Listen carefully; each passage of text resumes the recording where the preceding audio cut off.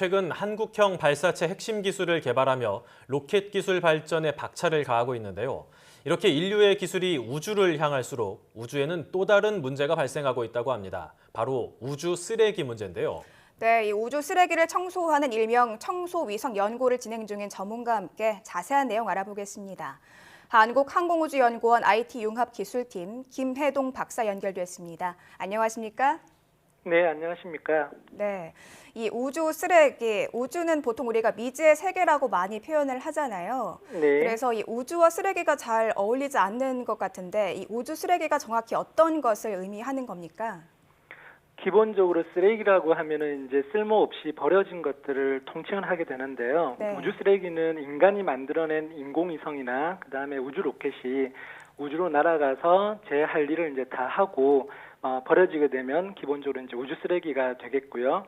그 버려진 인공위성이라든지 로켓 몸체 것들이 서로 부딪혀가지고 또 다른 어떤 부스러기들을 만들어낼 수가 있습니다. 그런 것들도 우주 쓰레기라고 저희가 얘기를 하게 되겠고요. 그 다음에 뭐 심지어는 우주 비행사가 우주 유영을 하면서 작업을 할 때 놓친 뭐 스패너라든지 아니면은 인공위성이라든지 그 로켓에 붙어 있는 페인트 칠들이 벗겨져 가지고 떠돌아다니는 것들도 우주 쓰레기라고 얘기를 하고 있습니다. 현재는 약 한 6,500여 톤 정도가 지구 주위를 지금 떠돌고 있고요. 개수로 보면은 지름 10cm 이상인 것들이 한 23,000개 이상, 그 다음에 지름이 1cm 이상인 것들이 약 한 70여만 개 정도로 떠돌고 있습니다. 네, 이제 우주 쓰레기가 인공위성이나 로켓, 수명이 다한 것들이라고 말씀을 해주셨는데 이런 우주 쓰레기를 처리하기 위해서 나라마다 청소위성을 개발하고 있다고 알고 있거든요. 청소위성이라는 게 어떤 건지 좀 설명을 해주시죠. 네, 그 청소위성이라고 하는 거는 우리 그 가정집에서 볼 수 있는 청소기하고 사실은 같은 거라고 볼 수 있는데요. 결국은 우주 쓰레기를 이제 처리를 하는 겁니다. 가정집에 있는 청소기와 다른 점은 청소위성이라고 하는 거는 우주 쓰레기를 붙잡고 고도를 낮춤으로 해서 지구 대기권에 들어오면은 마찰열에 의해 가지고 자연적으로 불타 없어지게 되는데요.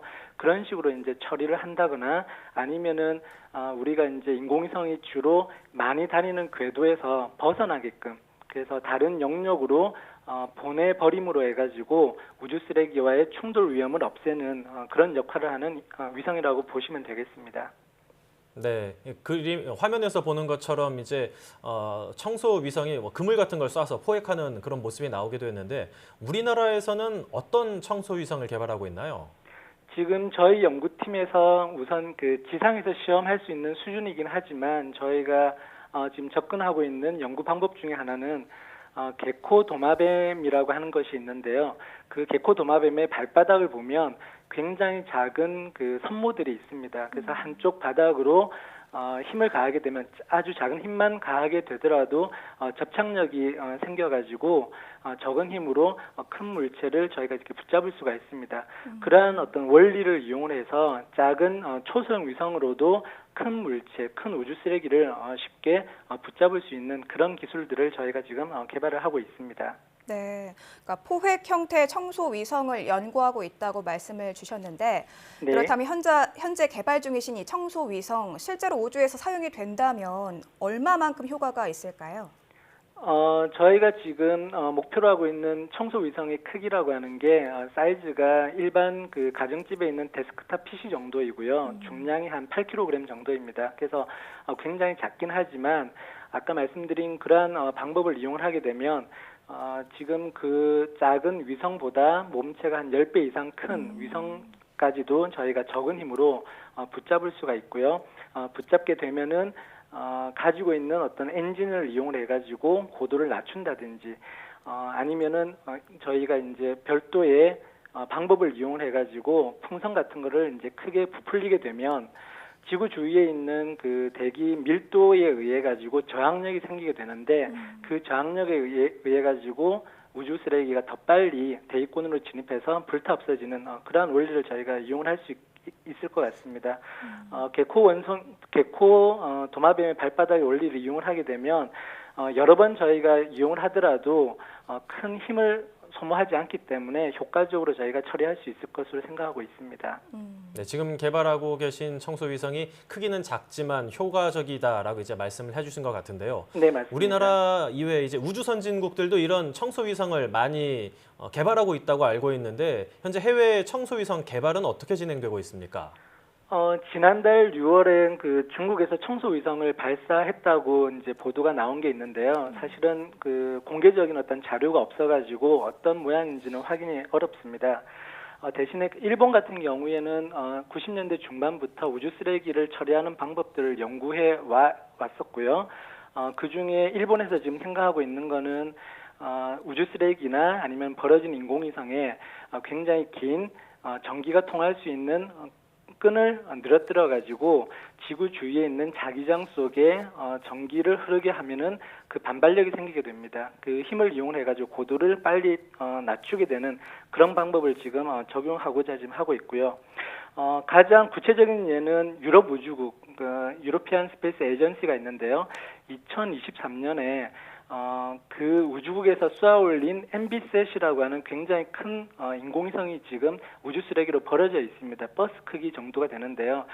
그 우주 쓰레기를 직접 붙잡아가지고 대기권으로 끌고 내려와서 불타 없애는 그런 계획을 지금 2023년도에 실제로 실행하기 위해 가지고 연구를 진행하고 있습니다. 네, 아무래도 우리나라가 이제 우주 개발 시장에 좀 늦게 뛰어든 편이기 때문에 청소 위성 개발도 좀 늦었을 것 같은데 다른 나라에 비하면은 어느 정도 상태라고 볼 수 있을까요?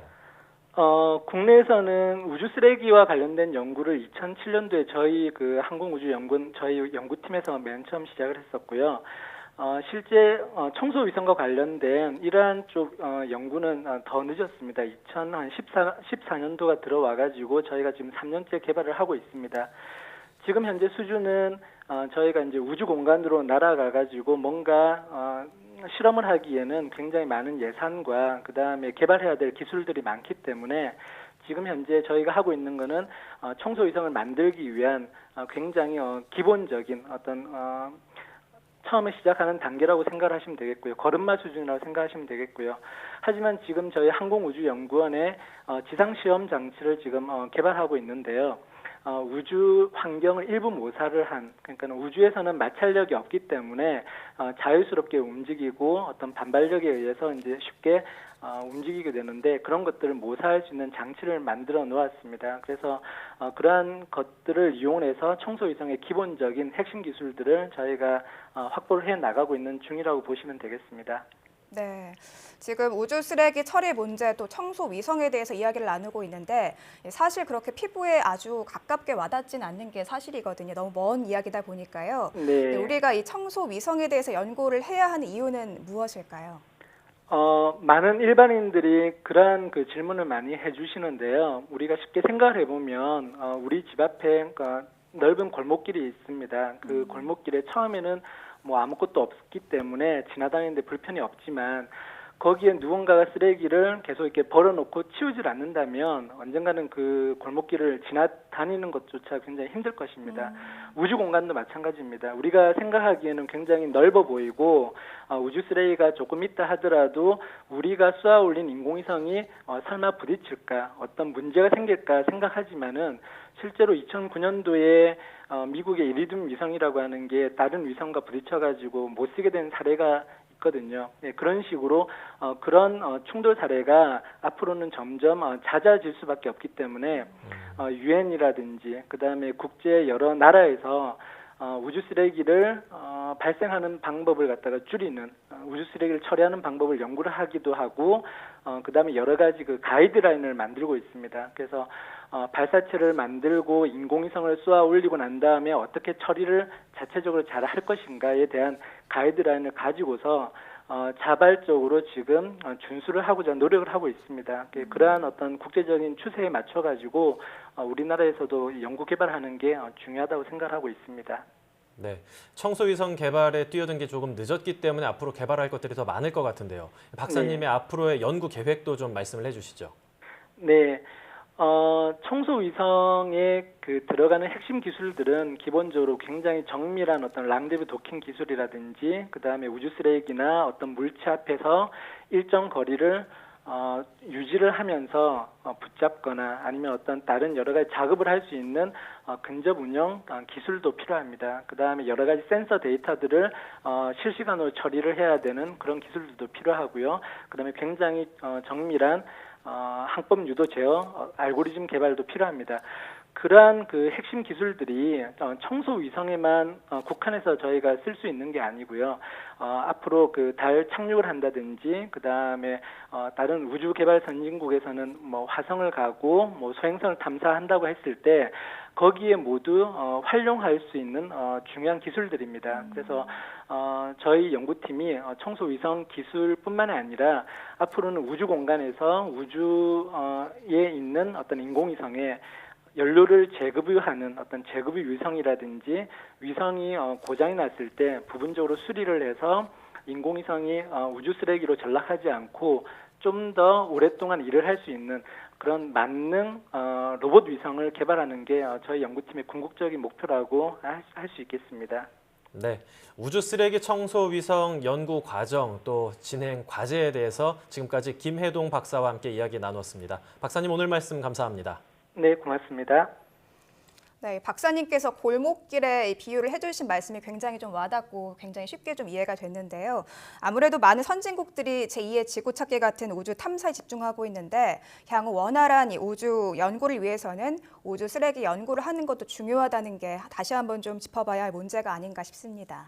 네, 또 이제 우주 개발 기술 같은 경우에는 국가 간의 이전이 굉장히 어렵기 때문에 우리가 조금 더 자주적으로 우주 개발을 하기 위해서는 이런 분야에 대해서도 끊임없이 연구에 투자를 해야겠습니다.